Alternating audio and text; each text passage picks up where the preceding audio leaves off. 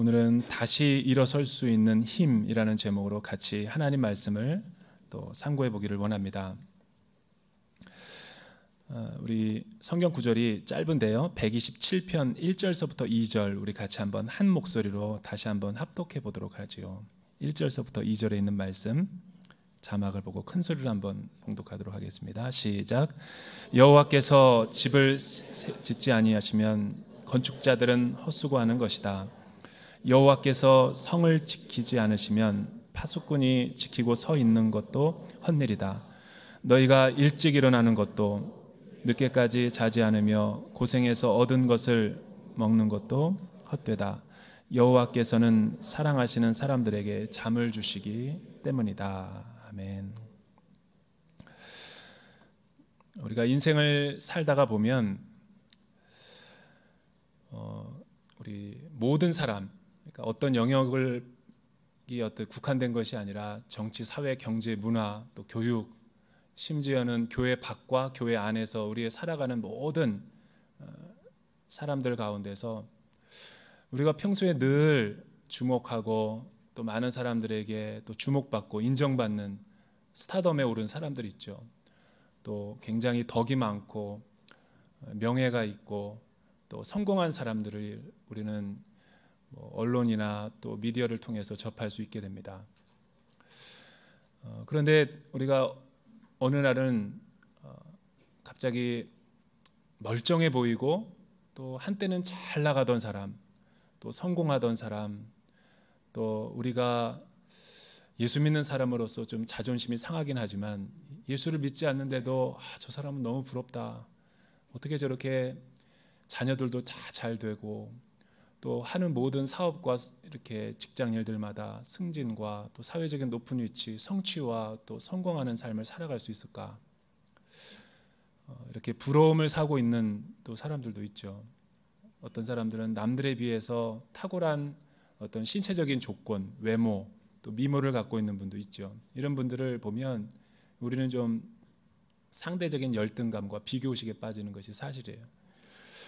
그런데 인생을 길게 살다가 보면 겉으로는 되게 멀쩡한데 겉으로는 잘 나가는 사람 같은데 한순간에 날개 없는 추락을 하든지 아니면 멀쩡해 보이던 사람이 한순간에 패가망신하거나 몰락하는 사람들도 있는 것을 보게 되죠. 특히 우리나라 사람들은 이 유교 문화와 체면 문화가 있기 때문에 자신의 삶과는 무관하게 자신의 진짜 본래의 삶 외에도 겉으로 드러나는 것과 또 사람들의 관계성 속에서 투사되는 자신의 그 어떤 외적인 면을 중요시하는 우리 사회적인 분위기가 그래요.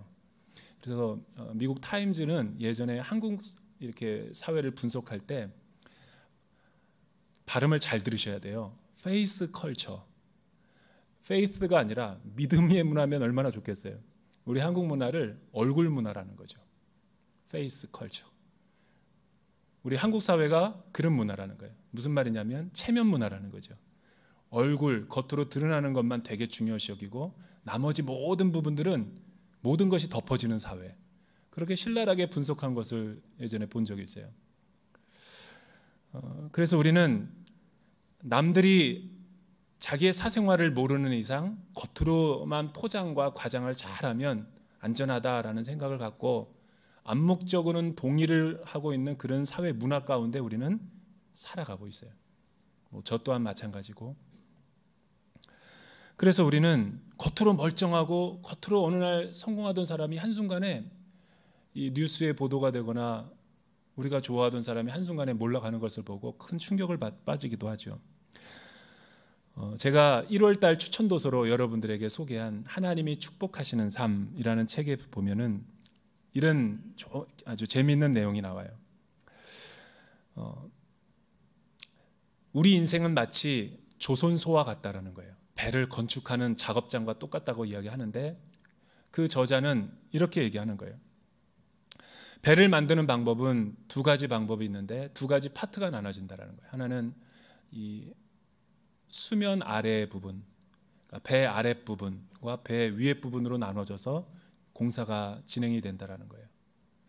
그런데 배 위에 물 위에 떠 있는 우리 배를 보면 수면 위의 모습이 우리는 배다라고 이야기할 때가 참 많은데, 이 조선을 건축하거나 작은 배를 만드는 사람들은 전혀 다른 생각을 갖고 있어요.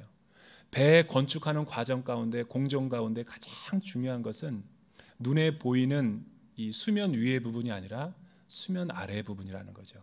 왜냐하면 태풍이나 폭풍이 먼 항해를 가다가 보면 배가 이렇게 떠다니는 그 공간들은 바다이기 때문에 바다를 잘 항해하려면 바다에 잘 이렇게 적응하고, 또 폭풍과 태풍이 몰려왔을 때 이 복원할 수 있는 복원력이라고 하죠. 회복력, 오뚜기처럼 다시 일어날 수 있는 이 평형수, 무게 중심을 잡고 있는 밸러스트라고 하는 그 부분이 고도의 정밀도를 가지고 정확하게 설계를 되어 있지 않으면 배는 난파가 된다는 거죠. 저자는 하나님이 축복하시는 삶에서 비유로 이렇게 말하고 있는 거예요. 저와 여러분의 인생 가운데서는 직장이라는 배를 우리가 짓고 있다는 거죠. 우리가 결혼이라는 조선 건축을 하고 있다라고 생각할 수도 있는 거죠.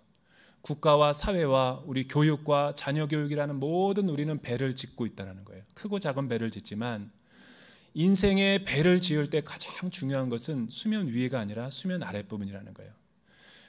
그래서 어느 날 배가 난파될 때 그 사고 원인을 조사하다 보면 대부분 세월호 같은 대표적인 사건이 뭐냐면, 더 많은 돈, 더 많이 출항해서 제주도를 왕복하면서 더 많은 사람들을 싣고 더 많은 이 차량들을 더 실어서 돈을, 이윤을 추구하다 보니까 위에 부분은 화려하게 짓는데 가장 복원력과 회복력에 있어서 중요한 평형수도 제대로 있지 않았고 밸러스트도 무게균형이 맞지 않아서 끼우러졌을 때 한순간에 몰락이 이렇게 침몰하고 말았던 거죠.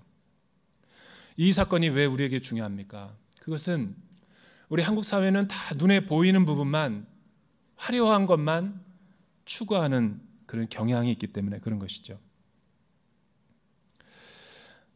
대부분 많은 사람들, 특히 명절날 많은 가족들이 모일 때 왜 많은 사람들은 보고 싶은 그리운 얼굴들을 오래간만에 보면서도 명절날 싸우고 다투고 명절 스트레스와 또 이 여러 가지 가정의 불화로 인해서 또 헤어질 때는 좋지 못한 모습으로 헤어지고 마는가?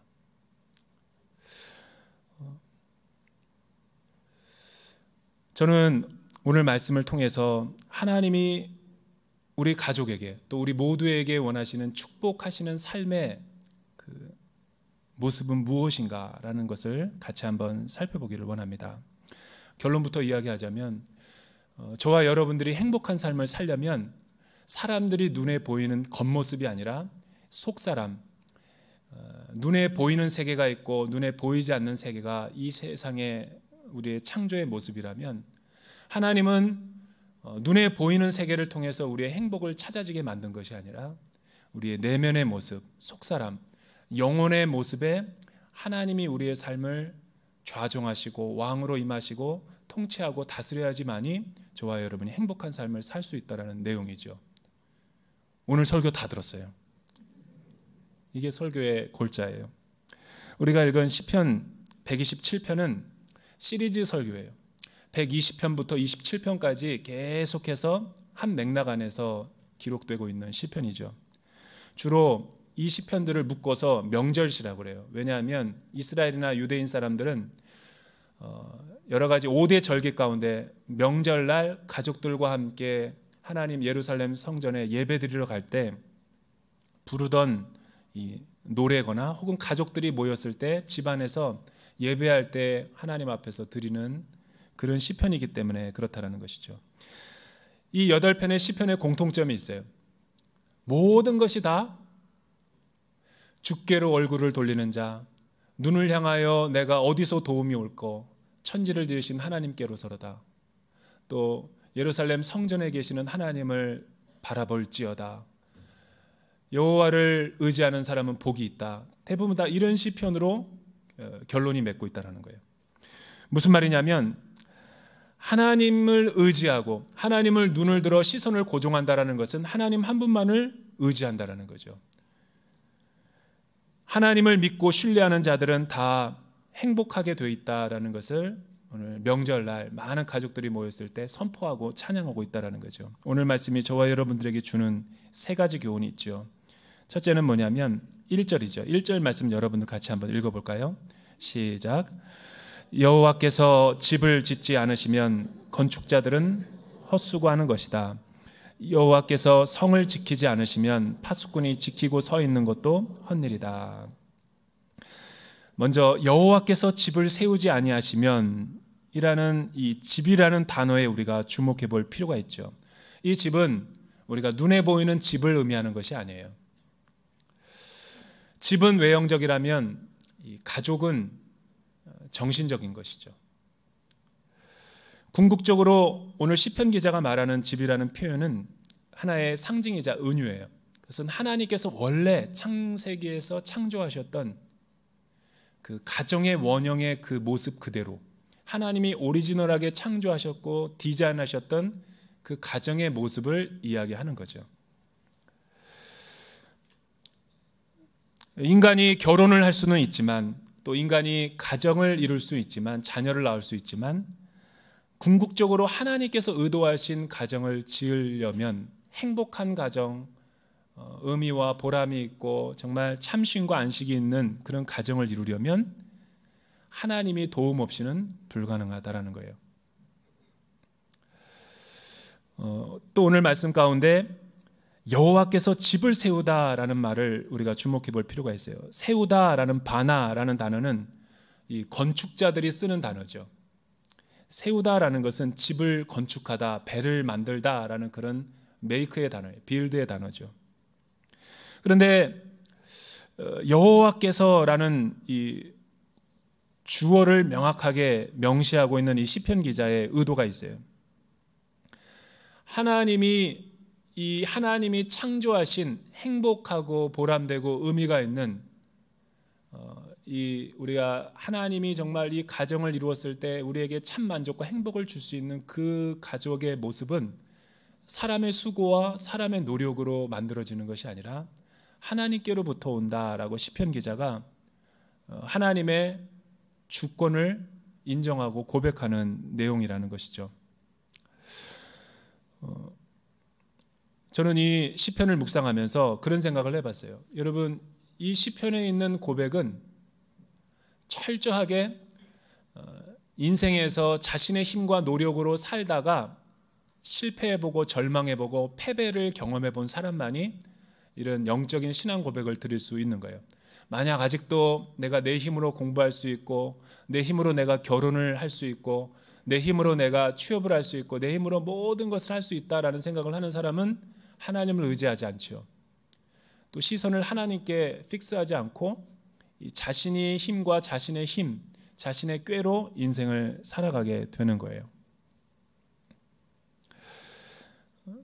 저와 여러분들은 얼마나 우리의 인생 가운데, 삶 가운데 하나님의 주되심과 하나님의 주권을 인정하며 살아가고 있는가? 지나온 삶들을 쭉 돌이켜 보세요. 이스라엘 백성들은 원래 하나님이 그들을 애굽의 노예였다가 그들을 부르실 때 그들의 신분은 유목민이었어요. 노마드였죠. 유목민들의 특징은 한 곳에서 또 다른 곳으로 이동을 하는 거예요. 한 곳에서 또 다른 곳, 또 양떼들과 소떼들의 꼴을 먹이고 꼴이 다 떨어지면 또 다른 곳으로 가서 강이 있는 곳이나 또 푸른 초장이 있는 곳으로 이동해서 그 꼴을 먹이기도 하죠. 이스라엘 백성들이 하나님의 구원을 체험한 이후에 약속의 땅 가나안 땅으로 가라는 비전을 받고 하나님의 시민이 되었을 때 하나님께서 그들에게 주신 신명기 법의 내용은 무엇이었냐면 내가 내게 지시할 약속의 땅으로 가라. 젖과 꿀이 흐르는 그 땅에서 너희가 세계 열방 가운데 으뜸되는 민족이 될 것이다. 이런 비전을 주셨어요. 행복할 수 있는 영적인 계명과 원리들을 다 주셨죠.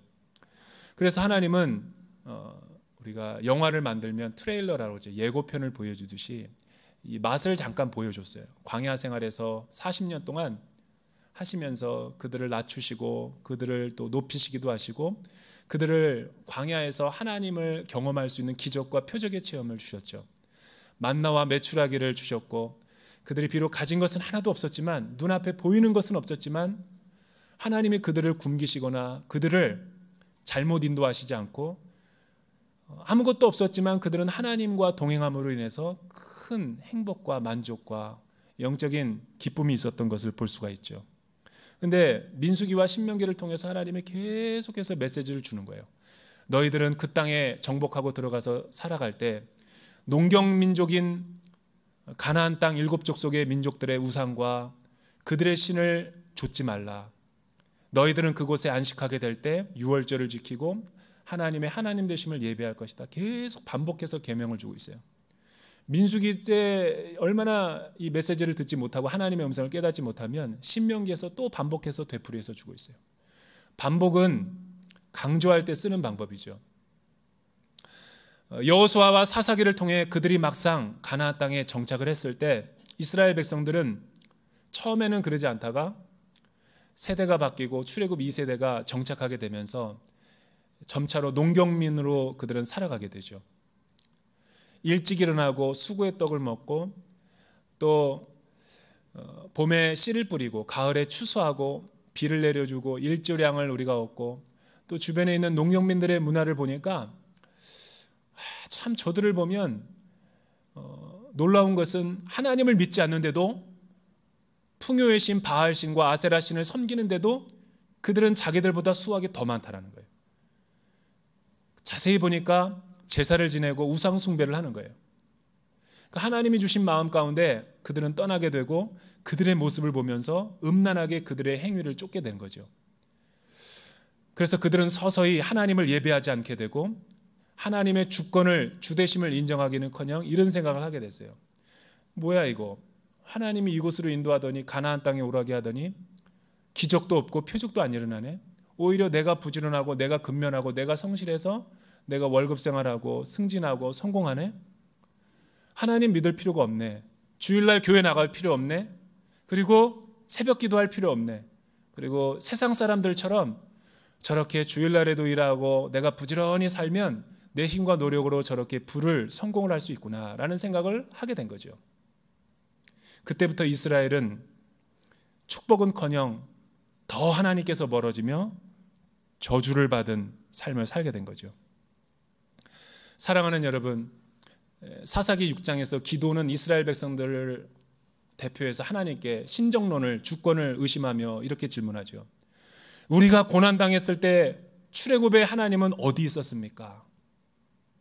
하나님은 어디 있었을까요? 우리도 사사기나 기도원처럼 이런 질문을 할 때가 많아요. 직장생활 보니까 성공하는 사람은 다 예수 믿는 사람보다 하나님 믿지 않는 사람들이 더 많아. 여기서 신앙이 흔들리는 거예요. 그런데 여러분 자세히 보십시오. 기적을 일으킬 때는 하나님이 행하신 것이고 기적이 없으면 하나님이 일하신 것이 아닌가. 저는 그렇게 생각 안 해요. 직장 생활을 할 수 있고 건강한 몸을 가지고 공부를 할 수 있고 건강한 몸을 가지고 내가 지금은 미생이지만 취업을 준비할 수 있다는 것 자체가 하나님께서 우리에게 주신 축복이죠. 호흡을 주시고 생명을 주셨기 때문에 여러분, 하나님이 일조량을 주시고 비를 내려주지 아니하시면, 또 내 몸을 아프게 해서 내가 씨를 뿌리지 못할 정도로 출근하지 못하면 나는 절망할 수밖에 없는 존재죠. 그래서 오늘 시편 기자는 경험적으로 이런 것을 깨닫고 하나님의 주권과 하나님의 성품을 노래하고 있는 거죠. 여호와께서 집, 우리의 자녀와 취업과 직장과 결혼과 우리의 모든 것들을 책임져 주지 아니하시면 세우는 자의 수고가 헛되다라는 거예요. 두 번째는 하반절이죠. 여호와께서 성을 지키지 아니하시면 파수꾼에 지키고 서 있는 것도 헛일이다. 지키다라는 샤마르는 돌보다 보호하다라는 거예요. 케어하고 매니지하는 거. 그러니까 메이크하고 빌드하는 것도 하나님이 하시지만 그걸 일이 잘 풀리고 잘 되게 하시고 선한 길로 인도하시는 것도 하나님이 주도하신다라는 거죠. 여기서 이 성이라는 것은 집과는 또 다른 개념이죠. 집은 개인적 작은 일이라면 성이라는 것은 국가나 민족, 사회 전반에 걸친 조금 더 큰 일을 의미하는 걸 거예요. 여러분, 3절서부터 5절의 말씀 보면 하나님이 하나님의 통치와 주권과 하나님의 다스림이 어디까지 이어지냐면 자녀의 결혼해서 자녀가 저절로 바이올로지컬 생물학적으로 자연스럽게 태어나는 줄 알았는데 그게 아니에요. 난임 부부가 많아지고 결혼해서 자녀도 생산하지 못하는 것도 깨닫게 되면서 자식들은 여호와의 유산이요 모태의 열매 태의 문을 여시는 것도 하나님의 주권이다라는 것을 표현하고 있어요. 무슨 말이냐면 집에서부터 대소사의 모든 우리의 삶의 문제들을 하나님께서 주권적으로 인도하시고 다스리고 있다는 거죠. 하나님의 통치 범위와 통치 영역을 나타내주고 있는 거예요. 저는 이 세상에서 가장 위대한 일이 있다면 경영이 아닌가라는 생각을 하게 돼요. 그래서 어떤 분들은 저는 직장생활을 한 번도 안 해봤기 때문에 경영자가 CEO가 월급을 많이 받는 거에 대해서 불편하신 분들이 있을 거예요. 왜 나는 이렇게 일하는데 이 월급이 정도고 우리 사장님은 월급이 이렇게 많은가 놀고 있으면서. 그런데 여러분 사장님 한번 해보세요. 생명이 단축될 거예요. 월급을 줄 때가 되면 얼마나 그 경제가 원활하지 못할 때 월급을 줄 때는 엄청난 스트레스가 밀려오는 그 수당이죠. 그래서 저는 CEO는 월급을 많이 받아도 된다라고 주장하는 사람이에요. 반대로 CEO가 아프거나 그 자리를 지키지 못할 때를 한번 생각해 보세요. 얼마나 휘청거리죠. 우리는 하나님이 잘 몰라서 시청각 교육으로 정치 지도자 또 경제 지도자를 이렇게 잠깐 우리 눈에서 사라지게 하셨잖아요. 대표적인 기업과 대표적인 우리 국가 수반을. 얼마나 혼란스러웠어요. 리더는 정말 중요한 거예요. 그래서 저는 영적 리더는 잘 세워져야 되는 거예요. 한 사람이 잘 세워지면 나라가 행복할 수도 있죠. 한 국가의 지도자가 잘못 세워지면 엄청난 혼란이 계속되는 거예요. 그 혼란에 이어서 정치, 사회, 가정, 교회까지 다 타격을 입는 거죠. 반대로 한 사람의 탁월한 경영자가 회사를 잘 경영해서 장사를 잘해서 엄청난 매출을 가치 창출을 하면 국격이 높아지는 거죠. 여러분, 경영은 되게 중요한 거예요. 그런데 이 경영도 어떻게 보면 우주를 창조하시고 보호하시고 관리하시는 하나님이 이 우주를 디자인하셨기 때문에 하나님이 이 우주 경영의 원리를 하나님이 알고 있기 때문에 우리는 하나님의 음성을 청종할 필요가 있는 거죠. 그런데 왜 우리는 이 파수꾼에 지키고 있는 것도 헛되다라고 성경은 이야기를 하고 있는데 성을 지키지 않으시면 하나님이 지켜주지 아니하시면 파수꾼에 깨어있음도 허사다. 여러분 생각을 해보세요. 고대 세계에서 성이라는 것은 국가를 말하는 운명 공동체. 이방 민족들이 침입하지 못하도록 불침번을 서야 돼요. 와치맨. 계속 사사로운 일을 하거나 잠깐 화장실 갔다 오거나 한눈 팔거나 자기가 어떤 졸거나 그러면 국가가 한순간에 운명이 뒤바뀔 수 있는 거죠. 이래서 파수꾼은 보통 사람을 세우는 것이 아니라 훈련이 잘 돼 있는 사람을 세우는 거예요. 여기서 헛되다라는 말은 샤우라는 히브리어를 쓰고 있어요. 이 샤우라는 말이 되게 독특한데 이거는 이런 말이에요. 우상을 나무나 목석을 깎아가지고 만들고 거기에다가 말을 거는 거를 샤우라고 하는 거예요. 우상 숭배를. 왜 그 말을 이 표현에다 썼을까요? 헛되다라는 것을. 생명이 없고 아무 일도 성취하지 못하는 우상에게 우리 자녀의 아이를 낳게 해주십시오. 내 사업이 잘 되게 해주십시오. 내가 치유되게 해주십시오 라고 비는 일은 의미가 없는 일이라는 거예요. 그런 의미 없는 일을 하고 있는 것이 인간이 하나님 없이 살아가고자 하는 많은 노력이 우상 숭배와 같다라는 것을 샤우라는 표현으로 쓰고 있는 거죠. 여러분, 여호와께서 성도, 국가도, 민족도 지켜주셔야지 우리가 부강해질 수 있고 이방 민족으로부터 안전할 수 있다라는 거예요. 이 헛되다라는 말은 인간이 노력을 할 필요가 없다, 직장 생활을 할 필요가 없다, 내가 어떤 자유의지를 갖고 아무거나 해서는 안 된다라는 것을 말하는 것이 아니죠. 인간은 완전하지 않다라는 것을 보여주는 거예요. 하나님을 떠나서는 아무것도 이룰 수 없다라는 것을 보여주는 단어라는 거예요.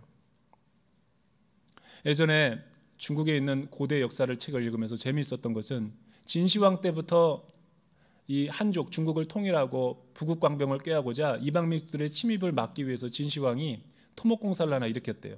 그것이 뭐냐면 만리장성이라는 거예요. 5,000km가 넘는 방대한, 여러분 그 만리장성을 안 가보셨으니까 여러분들이 표정이 그렇지만 저는 중국에서 5년 동안 살다 왔기 때문에 만리장성을 여러 번 갈 기회가 있었어요. 가면 깜짝 놀라는 게 두 가지가 있어요. 첫째는 너무 사람이 많아서 움직이질 않아요. 두 번째는 지금도 너무나 촘촘해서 쥐 한 마리가 들어갈 수 없을 정도로 자연 훼손이죠. 자연 야생동물이 왔다 갔다 못하니까 자연 훼손이죠. 그런데 어떻게 중국이 몰락했는가? 이방 민족에 의해서. 난 이게 궁금했던 거예요. 근데 그 책의 역사가가 이야기하는 것은 흉노족과 북방민족에 의해서 무너진 계기가 뭐냐면 그 완벽했던 만리장성이 이방민족의 침입을 막아주지 못했대요. 왜냐하면 보초를 서는 이 보초병들이 뇌물을 받고 매수가 됐대요. 이해가 안 돼요? 엄청난 토목공사를 해놓고서 한순간에 몰락해버리는 거예요. 그게 헛되다 샤우라는 뜻이에요.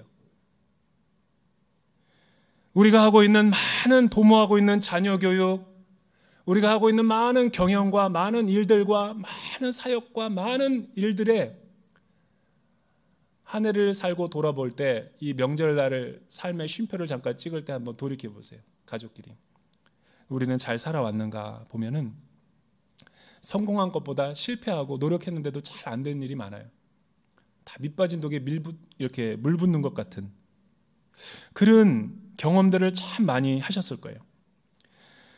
그런데 오늘 2절에 보니까 하나님께서 특별히 은혜를 부어주시고 하나님께서 도와주시고 하나님이 편히 되어주시고 지지하시는 사람이 나와요. 그 사람이 어떤 사람이냐? 2절 같이 한번 읽어보죠. 2절 시작.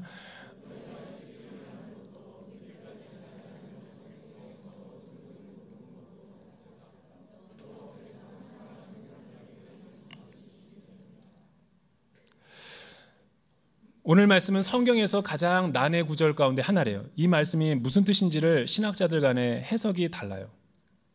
이 말은 주일날 졸고 있는 사람이 참 복되다. 정말 너 얼마나 하나님이 사랑하면 그렇게 잠을 많이 주니? 목사님 설교가 달콤하구나. 설교를 들을 때 깊은 임재 가운데 들어요. 이동원 목사님이 옛날에 이 목회자들 세미나에서 유명한 조크를 했는데 그 조크가 이런 거였어요. 어떤 사람이 자꾸만 예배 가운데 힘있게 찬양을 하고 손 들고 막 감격에 빠져가지고 눈물을 흘리면서 기도하고 찬양하는 사람이 있었대요. 근데 꼭 이상하게 모든 예배 때마다 목사님이 단에 서서 올라가서 설교를 하려고 그러면 화장실을 가는 거예요. 한두 번도 아니고 계속 그러니까 목사님이 화가 나가지고 그 사람을 방으로 불러가지고 잠깐 물어봤대요. 아니 도대체 당신은 그렇게 예배 태도가 좋고 그렇게 하나님을 찬양하며 눈물 구원의 감격을 느끼는 사람이 왜 맨날 꼭 설교만 하면은 화장실을 가느냐? 그 사람이 이렇게 대답했대요. 아, 나는 자기 전에 화장실 가는 버릇이 있습니다.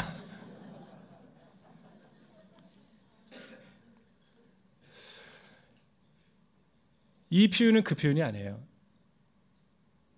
이 말의 표현은 정확하게 의역을 하면 이런 거죠. 여호와께서는 사랑하시는 사람들은 그가 잠을 자고 있는 동안에도 불꽃 같은 눈으로 지켜주시고 보호하셔서 편안하게 두 발 뻗고 잠을 자게 한다는 얘기죠. 잠을 자고 있는 동안은 내가 의식이 있건 무의식 가운데건 내가 보고 있는 일이건 못 보고 있는 일이든 내가 열심히 하고 있는 일이든 안 하고 있는 일이든 하나님이 보호막이 되어주시고 은혜를 쳐주시고 막아주셔서 부흥하게 하시고 발전하게 하시고 형통케 한다라는 거죠. 잠은 하나님이 창조하실 때 생명을 다시 회복시키는 이 바이오리듬이죠. 오늘날 많은 현대인들은 그렇게 많은 수고와 그렇게 많은 스트레스와 야근과 새벽같이 나가서 경영의 일선에서 일하는데도 결론적으로 보면 늘 제로섬 게임이에요. 이런 거를 헛수고라고 그러죠. 헛똑똑이라고 그래요. 왜 이렇게 노력을 하는데도 샤우, 헛된 일로 돌아갈까? 그리고 또 잠은 못 자. 미국에 보낸 우리 자녀들은 테러 일어났는데 안전한가? 교통사고로 무슨 사고 일어났다 그러면 불안하고 초조하고 늘 상담을 해보면 걱정, 근심, 염려, 아예 근심 보따리를 그냥 늘 살고 살게요. 그래서 나는 생각을 해봤어요. 도대체 예수 믿는다는 것이 예수 믿지 않는 사람들과 뭐가 차별이 있는가?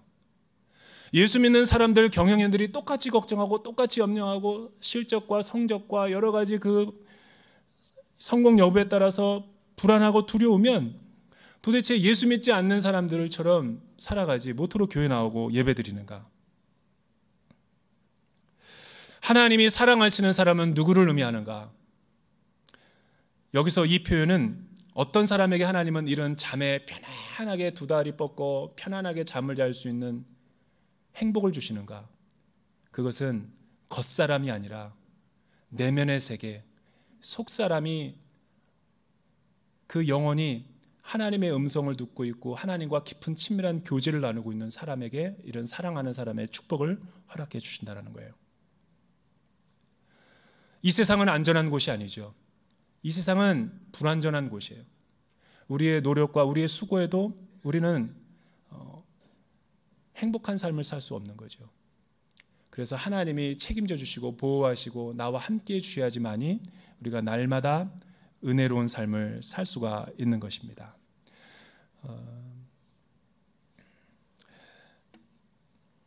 시간이 됐지만 예화 하나 드리고 설교를 마칠까 해요. 하나님은 어디 계시는가? 하나님은 예수 믿는 사람들을 어떻게 돕고 계시는가라는 것에서 70년대 우리나라가 산업화와 물질 이렇게 만몬 신앙이 우상화가 됐을 때 우리 대한민국 교회와 지도자들을 깨우기 위해서 태백산맥에다가 아무런 도움도 받지 않고 지금도 가면 참 힘든 곳에 예수원이라는 곳을 설립해서 우리나라의 예배에 또 하나님의 그 어떤 통치와 다스림, 참된 믿음의 어떤 정수를 보여주신 선교사님, 목사님이 계시죠. 대천덕 신부님. 그분은 돌아가셨지만 그분의 정신이 우리나라 많은 교회와 5만여 교회들을 깨웠죠. 대천덕 신부님이 쓴 예수원 이야기와 광야의 식탁이라는 책을 읽어보면 큰 감동이 있어요.